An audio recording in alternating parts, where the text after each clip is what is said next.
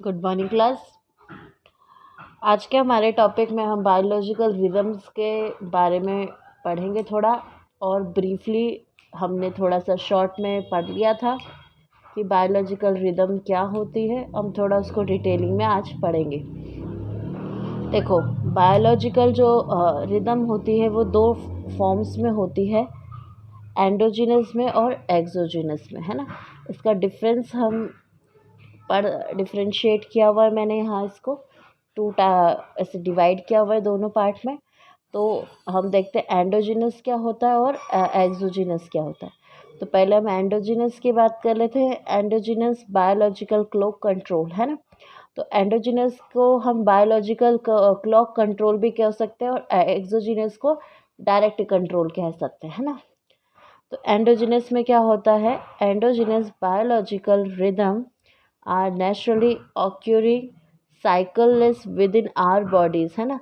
तो क्या होता है कि जो एंडोजीनस होता है वो बायोलॉजिकल रिदम होती है, नेचुरली होती है, हमारे साइकिल नेचुरल साइकिल्स जो होती है हमारे बॉडी के साथ में होती है, ठीक है। दे आर बिल्ड इन, ये बनती है शरीर के अंदर, है ना। Naturally occur with in our body, और नेचुरली हमारी बॉडी के अंदर होती है। Endogenous biological rhythm are regulated by the organism. तो ऑर्गेनिजम्स जो होते हैं उनके द्वारा ये क्या होती है, रेगुलेट होती है। कौन क्या रेगुलेट होता है, endogenous biological rhythm are not dependent on external stimuli. तो किसी तरह के एक्सटर्नल स्टिमुलेशन के ऊपर ये डिपेंडेंट नहीं होती है। फॉर एग्जाम्पल कार्डिशन circadian rhythm, body temperature regulation, menstrual cycle, है ना। मेंस्ट्रुअल साइकिल जो होती है उसका किसी भी तरीके से मान ले किसी भी तरीके का मान लो हमारी बॉडी पे, ऐसा नहीं कि हम कुछ बाहर से कुछ चेंजेस कर देंगे तो इस वजह से बदलाव हो जाएगा। ये ऑटोमेटिकली बॉडी का बायोलॉजिकली तरीके से होती है ना। अब एक्सोजीनस के बारे में देखते हैं। एक्सोजीनस बायोलॉजिकल रिदम, है ना। Exogenous biological rhythm are driven directly by the environmental. जो एक्सोजीनस बायोलॉजिकल रिदम होती है वो डायरेक्टली क्या होती है, एनवायरनमेंट की वजह से ड्रिवन होती है, मतलब उसके द्वारा चलाई जाती है। और कुछ अनदर एक्सटर्नल जो इन्फ्लुएंसेस होते हैं उनकी वजह से। अनदर टर्म्स में बोला जाए तो इसको क्या होता है, a type of biological rhythm is directed affected. अगर दूसरी लैंग्वेज में बोला जाए तो एक डायरेक्टली अफेक्टेड होती है ये, है ना। किससे, एनवायरनमेंट के द्वारा, है ना, और कुछ एक्सटर्नल इन्फ्लुएंसेस के द्वारा। An example of an exogenous biological rhythm is the hopping of sparrow on a perch when said to have a geophysical counterpart in this case in the present of the light। क्या होता है कि जो sparrow होता है ना, देखो exogenous की रिदम के अंदर क्या होता है कि जो स्पैरो होता है वो होप करता है किसका, क्या बोलते हैं हिंदी में उसको कहावत है ना कि चकोर मून लाइट में क्या करता है, अपनी उसका क्या बोलते हैं उसको, अपनी जो अपनी लव पर्सन है ना, उसका वेट करता है चांदनी रात में। वो एक कहावत है ना, वो इसका एग्जाम्पल है। वो उसके बिहेवियर में है ना। उसको एक तरीके से वो मून लाइट में बैठ कर के ये सब चीज़ें होप करता है। इसमें कोई बायोलॉजिकल हमारे खुद के शरीर का साइकिल का कोई मेन रोल इसमें नहीं है। तो हमने फॉर्म्स देख लिए हैं कि क्या फॉर्म्स होते हैं, है ना। तो अब हम देख लेते हैं टाइप ऑफ बायोलॉजिकल रिदम, है ना। तो 3 टाइप के बायोलॉजिकल रिदम्स होते हैं। पहला है सर्कैडियन या circadian rhythm, lunar and tidal rhythm, और सर्कैनुअल रिदम, है ना, सर्कैनुअल रिदम। पहला हम देखते हैं सर्कैडियन रिदम। इसके अंदर क्या है हम वो देखते हैं। These are the daily biological rhythm which occur on a 24 cycle, correlated to the dark light day cycle. ये क्या होता है, डेली बायोलॉजिकल रिदम्स होते हैं, ये 24/7 साइकिल के हिसाब से काम करते हैं। और इसके अंदर डार्क टू लाइट है ना साइकिल चलती है, मतलब दिन से रात, रात से दिन, है ना, ऐसे ये साइकिल परफॉर्म्ड होती है। द कॉमन फिजियोलॉजी अंडर का सर्कैडियन रिदम आर, मतलब कि कुछ कॉमन फिजियोलॉजी इसके अंदर जो रिदम सी रिदम के अंदर आते हैं वो कौन कौन से, the sleeping and awaking human, है ना, ह्यूमंस के अंदर सोने और उठने वाला जो पैटर्न होता है वो, flowering in lily and jasmine, lily और जैस्मिन का फूल बनना, कैसे वो खिलते हैं वो, laying of egg in hen, तो जो मुर्गियाँ अंडे देती है उसका, है ना, ये इसके बेस्ट एग्जाम्पल है। फिर आता है sleeping and awakening in humans, थोड़ा सा ह्यूमंस का भी पैटर्न हम देखते हैं कि इसके जो टाइप्स है उसके अंदर से समझते हैं। Sleeping and awakening in humans में क्या है, physically the circadian clock is the located in the suprachiasmatic nucleus, है ना, CSCN के अंदर ये लोकेटेड होता है, जो कि हाइपोथैलेमस ऑफ, जो हमारे ब्रेन के अंदर का हाइपोथैलेमस उसके अंदर होता है, ठीक है। The SCN is tiny pin head sized area, तो जो SCN है वो बहुत ही छोटा पिन साइज का, पिन हेड साइज का एरिया होता है, जो कि क्या करता है, कंटेन करता है 20,000 के स्मॉल, वेरी स्मॉल न्यूरॉन्स को, है ना। हमारा जो नर्वस सिस्टम्स होता है उसके जो नर्व सेल्स होते हैं उसको हम न्यूरॉन्स बोलते हैं। तो जो न्यूरॉन्स होते हैं उनको 20,000 न्यूरॉन्स उस छोटे से एरिया में SCN में होते हैं। But it has the responsibility for sending signal to several other part of the brain to regulate the daily sleep awake cycle. तो क्या करते हैं ये, रिस्पॉन्सिबिलिटी करते मतलब फैलाने की, स्पेंडिंग करने की सिग्नल्स को, कम ज़्यादा, मान ले कब ये ज़्यादा बहेंगे, कब इनको कम बहना होगा, है ना। तो इसके जो स्लीप अवेक पैटर्न है ना उसको ये क्या करते हैं, रेगुलेट करते हैं। बॉडी टेम्परेचर हो गया, हार्मोन प्रोडक्शन हो गया, है ना, ये भी अदर फंक्शंस ये न्यूरॉन्स मतलब फंक्शन परफॉर्म करते हैं। जैसे हमने जब नर्वस सिस्टम के बारे में पढ़ा था, है ना, हमने इंसेक्ट्स का नर्वस सिस्टम देखा था, है ना, और न्यूरॉन्स का हमने देखा था, न्यूरो सिक्रेटरी सेल्स देखा था ना। तो न्यूरो सिक्रेटरी सेल्स कहाँ होती है, ब्रेन में ही होती है, क्योंकि ब्रेन हमारा क्या होता है, न्यूरॉन्स न्यूरो सिक्रेटरी सेल्स से भरा हुआ होता है, जिसके अंदर जो हमारा हाइपोथैलेमस होता है उसके अंदर क्या होता है, पिट्यूटरी को कंट्रोल करने का जो वे है, किसी भी तरह से हमारे बॉडी के अंदर सिग्नल्स भेजने का जो है वो फंक्शन कैसे परफॉर्म होंगे। अब फिजियोलॉजिकली क्या होता है हम वो देखते हैं। Exposure to natural daylight stimulates a nervous pathway from special photoreceptive या receptive ganglion cells in the retina to the eye। जो डे लाइट का हमारा कॉन्सेप्ट है, इसमें जो नर्व पाथवे है वो स्पेशली क्या करता है, फोटो रिसेप्टर जो गैंग्लियन सेल्स होते हैं रेटिना हमारी आँखों के अंदर, उसके द्वारा होता है। This cells contain a unique light sensitive pigment called melopsin या मेलेनोप्सिन, ठीक है, and are most sensitive to short wavelength blue light. क्या होता है कि जो ये यूनिक लाइट होती है उसके सेंसिटिव पिगमेंट्स होते हैं, उसको हम क्या कहते हैं, मेलोप्सिन कहते हैं। और जो कि बहुत ज़्यादा सेंसिटिव होते हैं, शॉर्ट वेवलेंथ वाले होते हैं, उसको जो कि क्या होते हैं, ब्लू लाइट के शॉर्ट में होते हैं।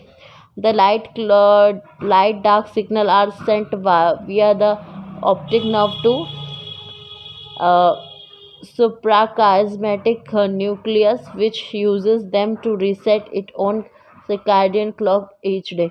ये देखो कि डिपेंड करता है कि हमारी आँखों पे जो लाइट पड़ रही है ना, इससे समझो कि हमारे आँखों पे जो लाइट पड़ रही है वो लाइट कितनी पड़ रही है, और उस लाइट के पड़ने के हिसाब से, है ना, फ़र्क पड़ता है। ये आर्टिफिशियल लाइट ने, इलेक्ट्रिसिटी वाली पावर लाइट ने, जो नेचुरल लाइट, जो सन रेज़ होती है ना, हमारी सूरज की जो रोशनी होती है, हमारी आँखों पर जब पड़ती है तो हमें पता चलता है कि दोपहर हो गए। तो इस हिसाब से जो लाइट हम देखते हैं, जो रोशनी हम देखते हैं हमारी आँखों पर जो पड़ती है, उससे पता चलता है। और उसके बाद में जब रात होती है तो वो लाइट नहीं पड़ती, तो उससे पता चल जाता है कि अब क्या होना है, क्या नहीं होना है ना। तो जो ये चेंजेस हैं, ये चेंजेस ही क्या कहलाते हैं, फिजियोलॉजिकली कहलाते हैं।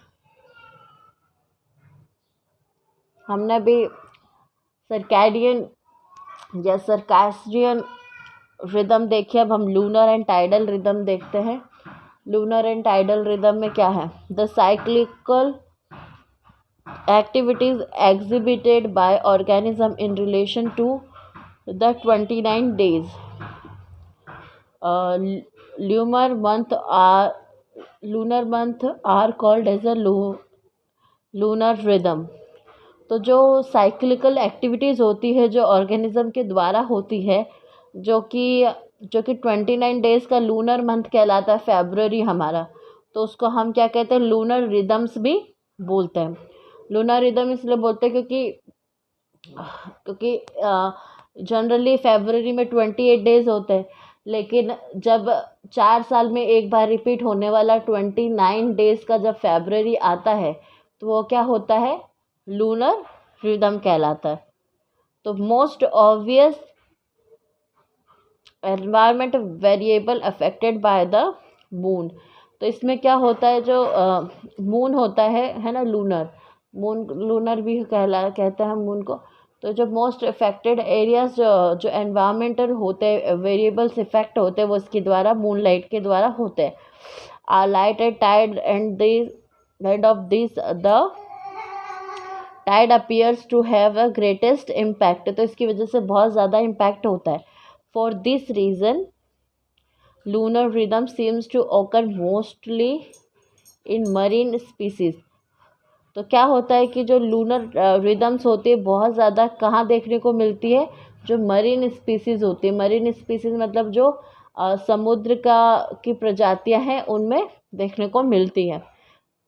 During full moon and new moon day tides are greatest are called spring tides.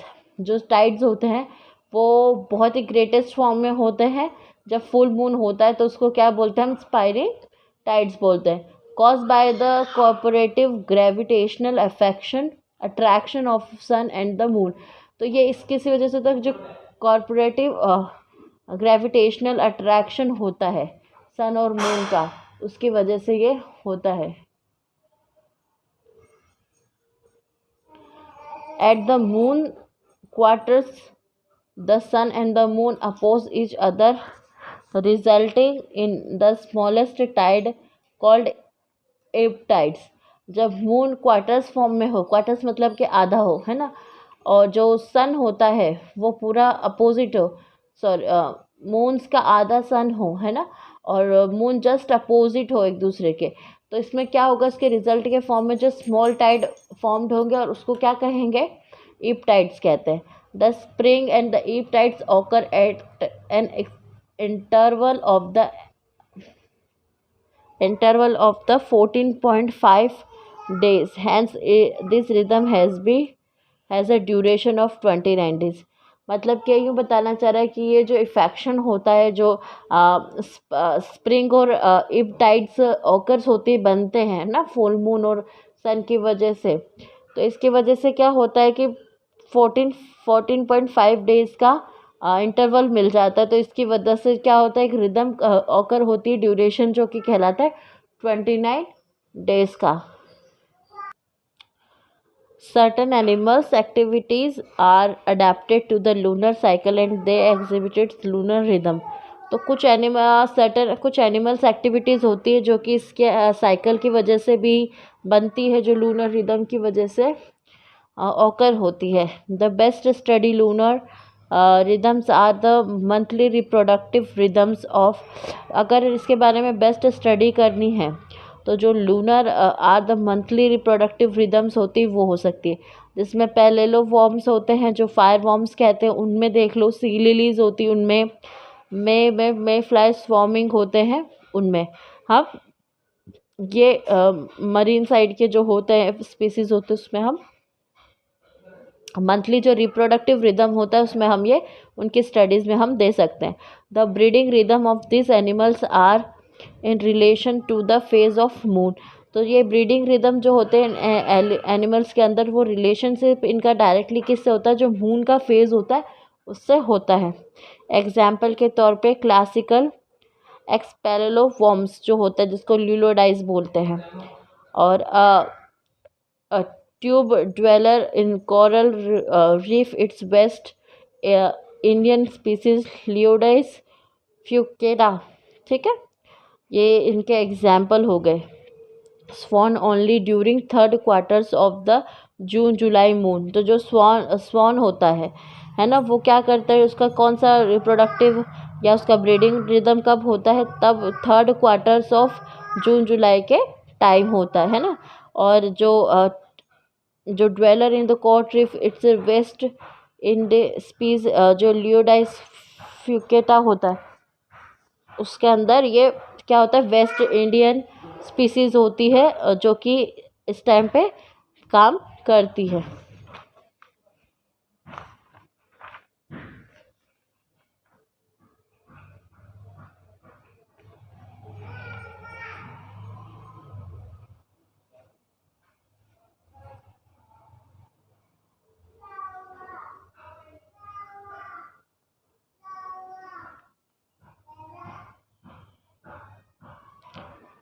The anterior part remain in its the borrow parenthesis, but the posterior end distended with ripe gametes। ठीक है, और rib gametes जो anterior part होता है, जो anterior part remain होता है तो वो बोरो हो जाता है बेनिथ सी में, और इसको क्या होता है, पोस्टीरियर एंड्स क्या होते हैं, डिस्टेंडेड होते हैं रिब्स गैमेट्स के अंदर। Break of the wrinkle to surface in such vast number of the swelling occur at dawn। ठीक है, the parallelworms exhibit a mixed rhythm mixed between annual and lunar। इसमें क्या होता है, जो एनिमल्स होते हैं इस टाइप के, ये क्या करते हैं कि अपने ब्रीडिंग सीजन को according to lunar and month के अकॉर्डिंग ये क्या करते हैं, चेंज एक्सचेंज करते रहता है। इनका जो मिक्स्ड रिदम होता है, जो पैरेलो वॉर्म्स होते हैं उनका मिक्स्ड रिदम होता है किसके बिटवीन एनुअल और लूनर रिदम के बीच में। ठीक है, अब सर्कैनुअल रिदम के बारे में हम देख लेते हैं। इसका मतलब है सर्का अप्रॉक्सीमेटली एनुअल रिदम। ठीक है, तो biological activities exhibited by the organism repeated year by year it's term as circannual rhythm. तो क्या होता है कि जो बायोलॉजिकल एक्टिविटीज़ होती है ऑर्गेनिज्म के द्वारा, जो रिपीटेड होती रहती year by year at the term of circannual rhythm, यानी कि सर्कल के रिदम में ये बार बार रिपीट होती रहती है, इसको हम सर्कैनुअल रिदम कहते हैं। These are certain physiological events occurring in many organisms within an interval of 1 year or 365 days। तो ये जो फिजियोलॉजिकल इवेंट्स होते हैं ये होते हैं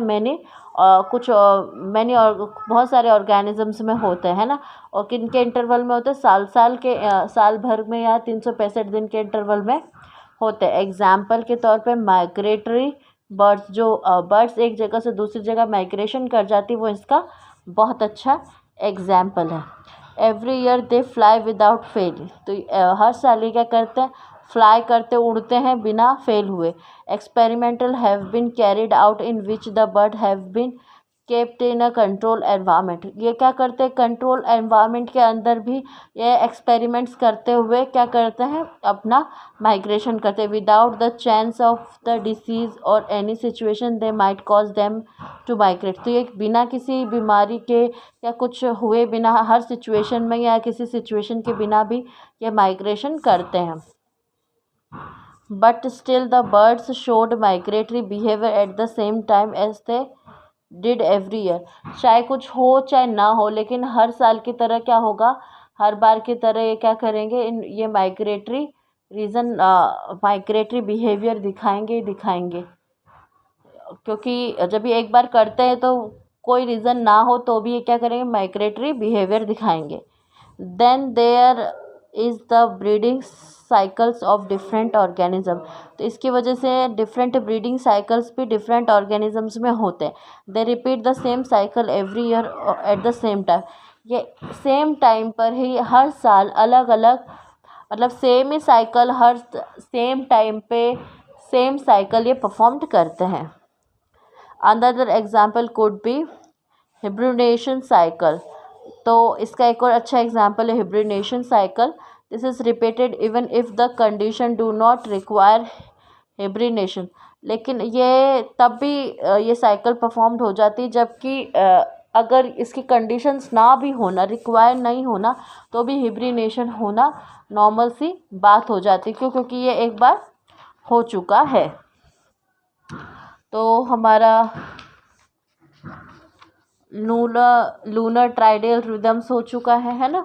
हमने बायोलॉजिकल रिदम्स के टाइप देख लिए हैं।